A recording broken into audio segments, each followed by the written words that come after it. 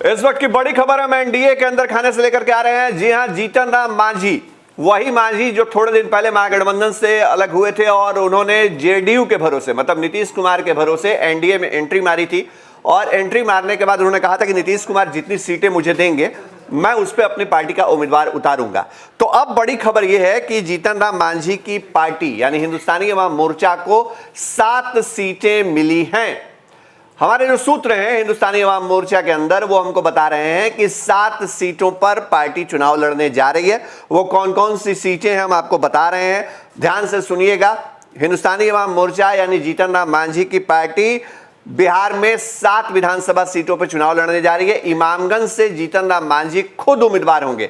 वो फिलहाल वहीं से विधायक हैं और इमामगंज सीट से उन्होंने पूर्व विधानसभा अध्यक्ष उदय नारायण चौधरी को 2015 में हराया था और इसी सीट से एक बार फिर वो उम्मीदवार हैं इमामगंज से। और इमामगंज से ही माफ कीजिएगा, उदय नारायण चौधरी के उम्मीदवार होने की उम्मीद है आरजेडी से, हालांकि अब तक ऐलान नहीं हुआ है।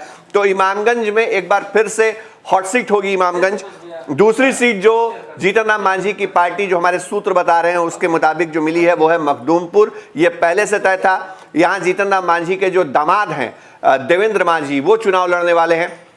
हालांकि मांझी पहले मखदूमपुर से भी चुनाव लड़ते थे, लेकिन पिछले चुनाव में 2015 में उनको सूबेदार दास जो आरजेडी के विधायक हैं उन्होंने उनको हरा दिया था। तो एक जगह से इमामगंज से वो विधायक के तौर पर जीते थे। तीसरी सीट बहुत महत्वपूर्ण गया जिले की सीट है, टेकारी विधानसभा। टेकारी में पूर्व मंत्री अनिल सिंह जो हैं वो हिंदुस्तानी अवाम मोर्चा के उम्मीदवार होंगे, ये हमारे सूत्र बता रहे हैं। टेकारी सीट पर पहले जेडीयू के अभय कुशवाहा जो है वो उम्मीदवार थे, लेकिन उनको दूसरी जगह शिफ्ट किया जा रहा है, वो हम बताएंगे आपको। हालांकि सबको पता है उनका भी टिकट एडजस्ट कर दिया गया है, उनकी सीट एडजस्ट कर दी गई है।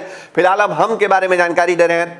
12 सीट इसके अलावा हिंदुस्तानी अवाम मोर्चा को मिल रही है। और कस्बा के अलावे सिकंदरा और कुटुंबा वो सीट है जो सुरक्षित सीट है और औरंगाबाद जिले से आती है। नक्सल प्रभावित इलाका है कुटुंबा, बड़ा दूर दराज का इलाका। हमने खुद वहां कई बार इलेक्शन कवर किया है और 2010 के चुनाव में एक सिलेंडर ब्लास्ट भी हुआ था, उस घटनाक्रम को हमने देखा था। तो कुटुंबा से जीतन राम मांझी के बेटे संतोष सुमन पिछली बार चुनाव लड़े थे और उनको कांग्रेस के राजेश कुमार ने हरा दिया था। और ये सीट पहले से उनके दावेदारी में थी, हालांकि 10,000 कम से कम वोट, 10,000 के आसपास वोटों से हारे थे संतोष सुमन।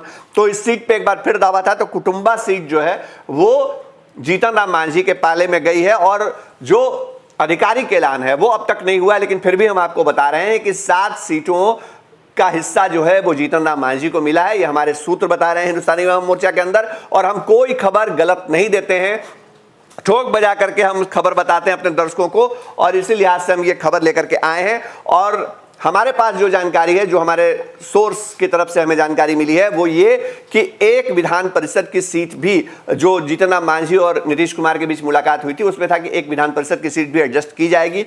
तो उसके लिए थोड़ा इंतजार करना होगा हमको कि सरकार किसकी बनती है। लेकिन फिलहाल मांझी अधिकृत कर दिए गए हैं।